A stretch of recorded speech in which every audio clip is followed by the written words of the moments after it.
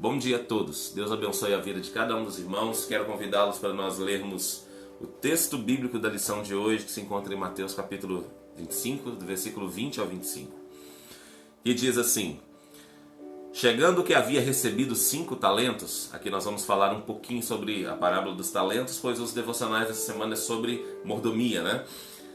Apresentou-lhes mais outros 5 e disse: Senhor, entregaste-me 5. Aqui estão mais 5 que ganhei. E o seu senhor lhe disse: muito bom, servo bom e fiel. Foste fiel sobre o pouco, sobre o muito te colocarei. Participa da alegria do teu senhor. Chegando também o que havia recebido 2 talentos, disse: Senhor, entregaste-me mais 2. Aqui estão mais 2 que ganhei. E o seu senhor lhe disse: muito bem, servo bom e fiel. Foste fiel sobre o pouco e sobre o muito te colocarei. Participa da alegria do teu senhor. Por fim, chegando o que havia recebido 1 talento, disse: Senhor, eu sabia que és um homem severo e que colhes aonde não semeaste e recolhe onde não plantaste. Então fiquei com medo, grifem essa frase, fiquei com medo, e fui esconder na terra o teu talento. Aqui tens o que é teu. O texto de hoje nos sugere uma variedade de lições, dentre outras.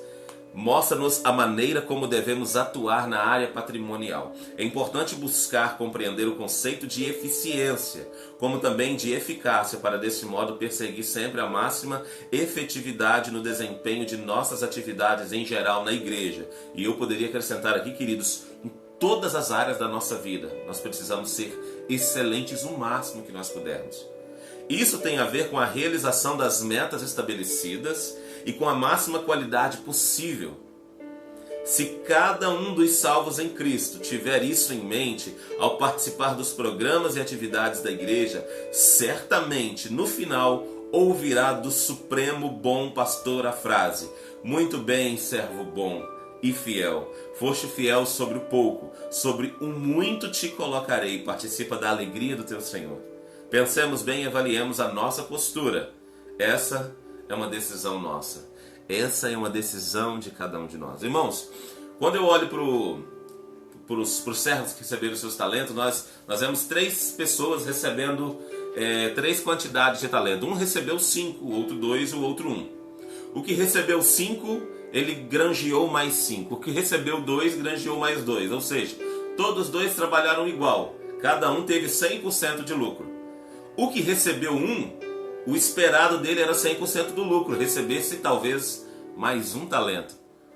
O que o senhor que distribuiu esse talento esperava? Olha, meu senhor, se eu me deu 1 talento aqui, eu estou com mais 1, então tenho 2. Ele ouviria: servo bom e fiel, multiplicou o talento.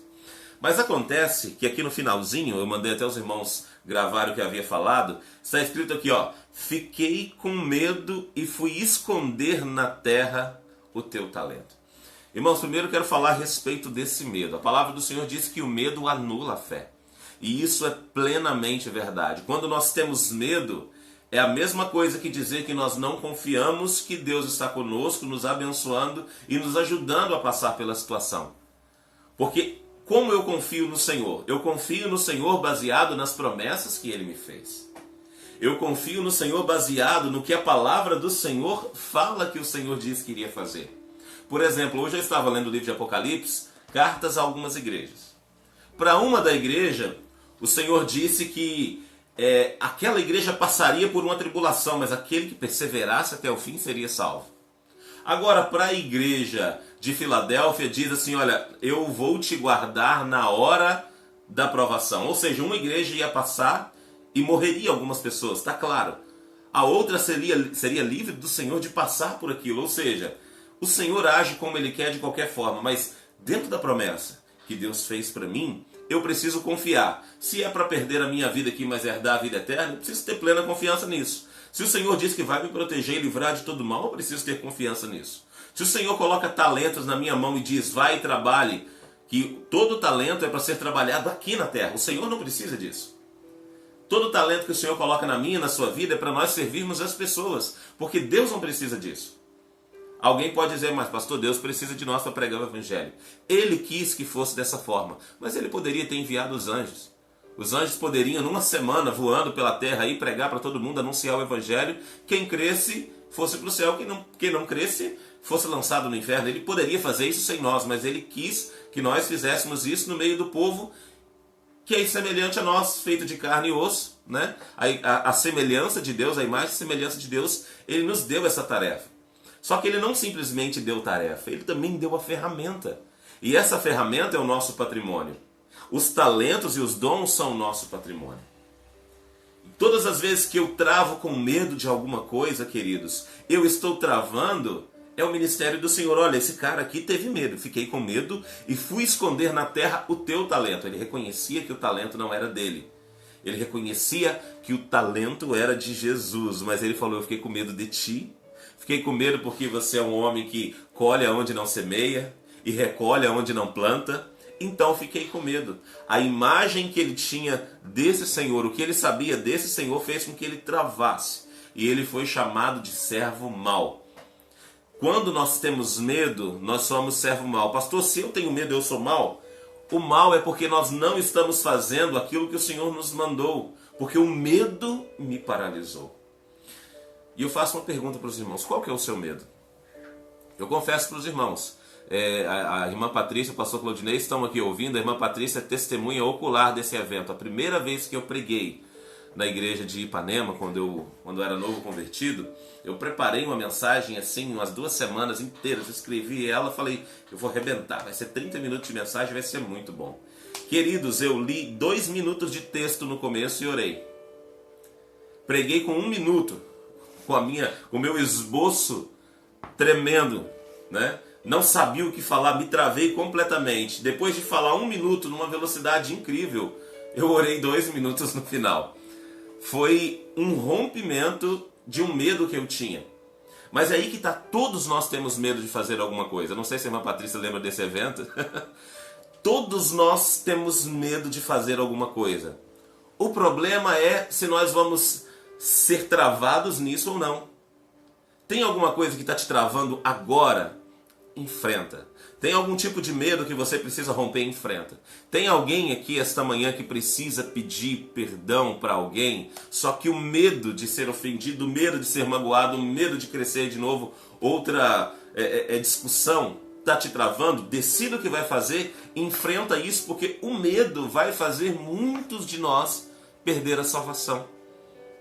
Porque a Bíblia diz, olha, reconcilia-te com o teu amigo, com o teu irmão, enquanto estás com ele a caminho, para que ele não te leve ao juiz e o juiz ao executor. Queridos, nós precisamos ter plena certeza de que eu preciso romper com o medo que está na minha vida, romper com tudo que me impede de crescer. Se eu tivesse medo de pregar o evangelho, irmãos, se eu tivesse medo de falar diante de um celular, e olha que eu tinha muito, hoje se tornou algo mais natural. Não que seja fácil, não que eu não me preocupe com o que falar, mas eu preciso todos os dias olhar para a necessidade e para o chamado que Deus colocou na minha vida e dizer para mim, eu preciso me levantar, eu preciso me preparar para eu trazer uma palavra e permitir que Deus fale através da minha vida para a vida de alguém. Eu não posso deixar que o chamado que Deus me fez fique, trancado. Eu não posso permitir que os talentos que Deus tem me concedido sejam usados apenas para o meu favor. E muitas das vezes nem para o nosso próprio favor mesmo. Muitas das vezes nós escondemos na terra o talento porque temos medo. Daí somos chamados de servos maus e infiéis. E pelo comentário aqui do pastor Webster, ele falou aqui bem no início, olha, o texto de hoje nos sugere uma variedade de lições. Dentre outras, mostra-nos a maneira como devemos atuar na área patrimonial. Como eu devo atuar? Olha a última frase do devocional. Pensemos bem e avaliemos a nossa postura. Avaliação. Eu preciso perscrutar o que eu estou fazendo com o que Deus me chamou e crescer em cima disso. E muitos de nós, amados, prestem bastante atenção. Muitos de nós estamos esperando que Deus dê... Opa, voltou. Tinha dado uma travada aqui, queridos. Muitos de nós estamos esperando que Deus dê todos os talentos na plenitude deles. Ah, se é para eu ganhar 10, Deus não vai me dar 5, Ele vai me dar 10 de uma vez. Mas não é assim. Deus nos dá 5, esses 5 vira 10, esses 10 viram 20. Mas tudo isso nós precisamos perscrutar e ver o que eu faço para melhorar.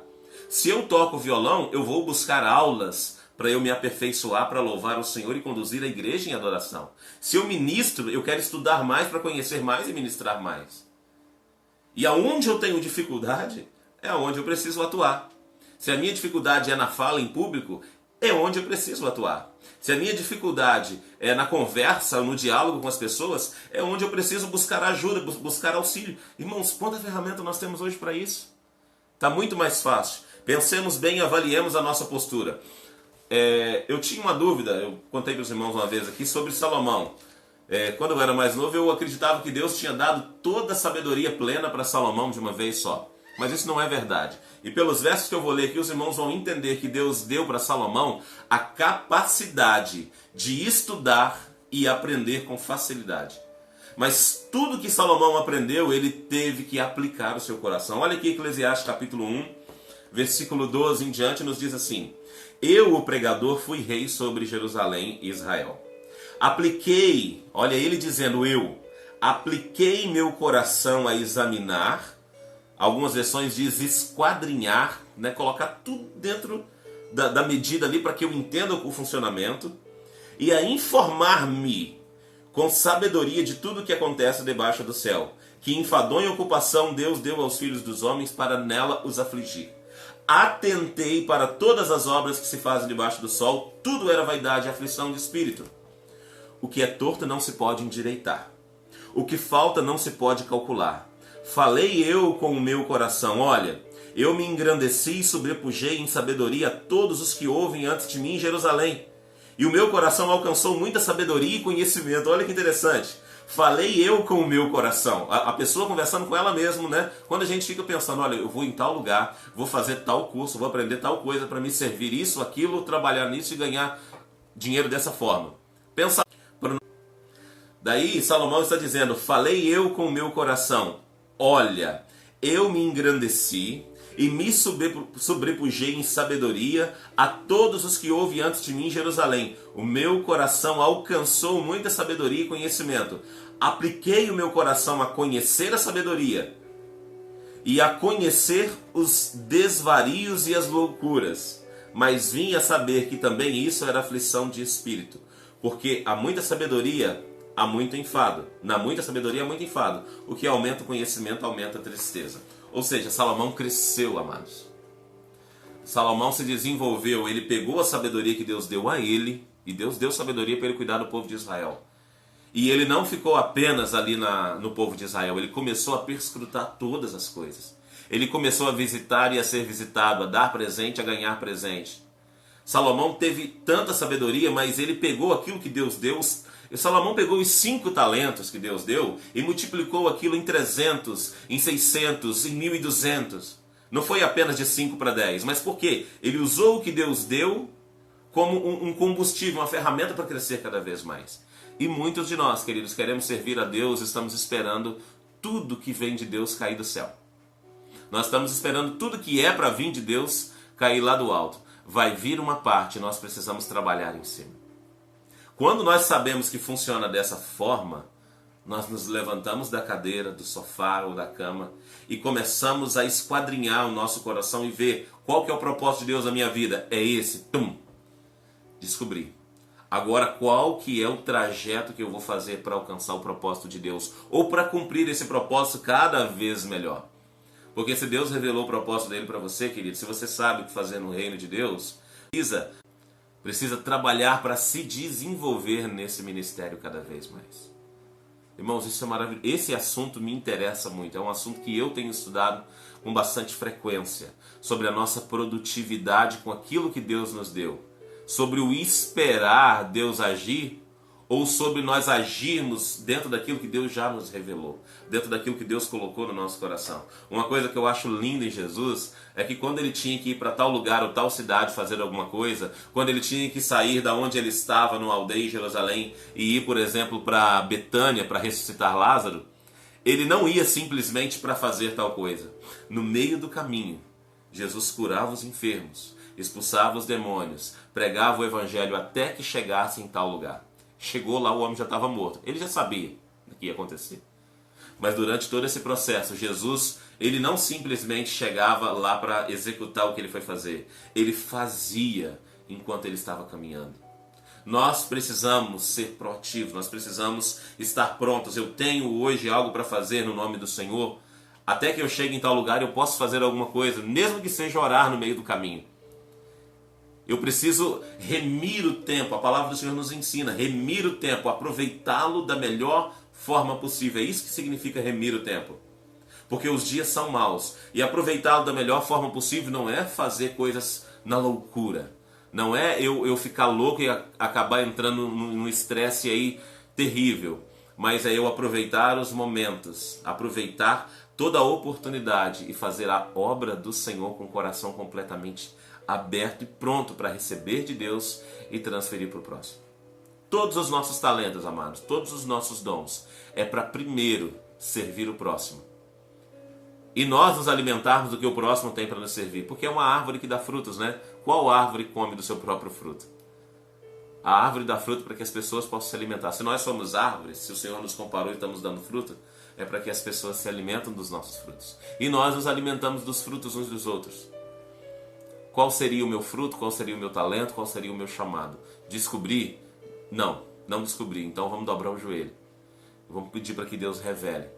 Vamos pedir para que Deus abra os céus e me revele qual que é o meu chamado, qual que é o meu talento, o que eu vim fazer nesse mundo, para que eu nasci. Eu tenho plena certeza. Se você é um filho de Deus, uma filha de Deus, que aceitou Jesus, se batizou nas águas, talvez até antes de batizar, Deus já revela o nosso propósito.